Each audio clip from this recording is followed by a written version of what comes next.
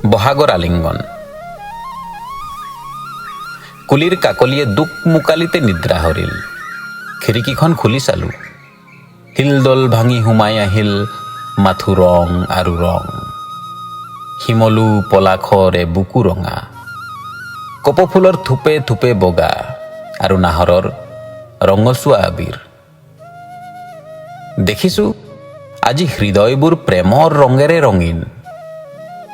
পৃথিৱী আকাশ দুয়ো ব্যস্ত উৎসৱৰ আয়োজনত। ঢোলৰ গুৰগুৰণিৰ লগত চাপৰ মিলাই মেঘৰো গুৰগুৰণি।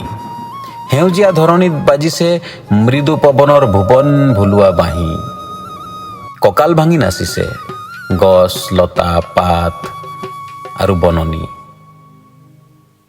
ফাগুনৰ লঠঙা গছবোৰে কুঁহিপাতেৰে নকৈ সাজি সাৱটিছে বসন্তক। বহাগৰ উষ্ম আলিংগনত উভতি আহিল সোণোৱালী ৰ'দৰ প্ৰখৰতা। শীতৰ বুকুত ঠেঁটুৱৈ ধৰা সপোনবোৰে ৰ'দৰ বুকুৰ পাই লহপহকৈ বাঢ়িছে। তেনেতে দেখা পালোঁ মুখত মুখ দি থকা দুটা শালিকী চৰাই।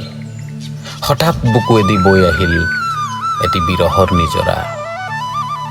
আজি বহাগৰ আলিংগনত তুমি আছা, মই আছোঁ, আৰু আছে এটা হুমুনিয়া, য'ত বিৰাজমান বৰদৈ চিলাই মুচৰি পেলোৱা সপোনবোৰ, বজ্ৰপাতে দুফাল কৰা হিয়াৰ বেদনা আৰু বানে মচি নিয়া অজস্ৰ কামনা।